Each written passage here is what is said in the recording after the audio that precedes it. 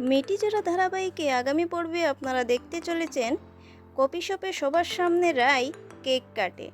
এরপর রাই সবার আগে অনির্বাণের মুখের সামনে কেকটা নিয়ে যায়।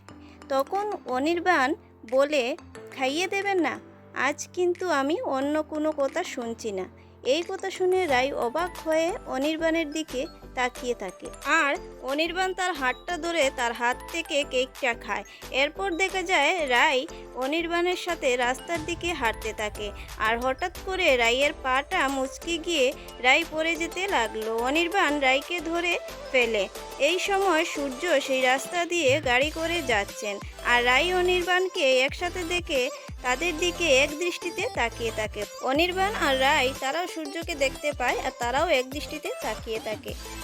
হ্যাঁ বন্ধুরা, আমার ভিডিওটি যদি ভালো লাগে তাহলে লাইক কমেন্ট শেয়ার করে দেবেন, আর চ্যানেলে যদি নতুন হয়ে থাকেন চ্যানেলটি সাবস্ক্রাইব করে পাশের থাকা বেল আইকনটি প্রেস করে দেবেন, যাতে আমার নতুন ভিডিও আপলোড করার সঙ্গে সঙ্গে আপনাদের কাছে পৌঁছে যায়।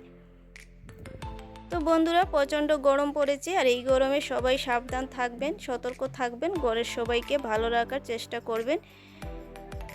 ইঁচড়ের এইভাবে রেসিপিটা কিন্তু খুবই দারুণ হয়, একবার ঘরে ট্রাই করবেন, এইভাবে বানিয়ে দেখবেন। একটু গরম মশলা দিয়ে, পেঁয়াজ রসুন আদা দিয়ে তো আমিও বানালাম আর তোমাদের সঙ্গেও শেয়ার করলাম। তো দিয়ে দিলাম এবার তোরা গরম মশলা দিয়ে কিছুক্ষণ হবে, তারপর কমপ্লিট হয়ে যাবে, তৈরি হয়ে যাবে আমার এই ইঁচড়ের তরকারি। মাংসকেও হার মানাবে এই ইঁচড়ের তরকারিটা। তো বন্ধুরা, আমার ভিডিওটি যদি আপনাদের ভালো লাগে তাহলে লাইক কমেন্ট শেয়ার করতে ভুলবেন না, অবশ্যই করে দেবেন। আর নতুন বন্ধু হয়ে থাকলে পাশে থাকবেন। Thank you for watching.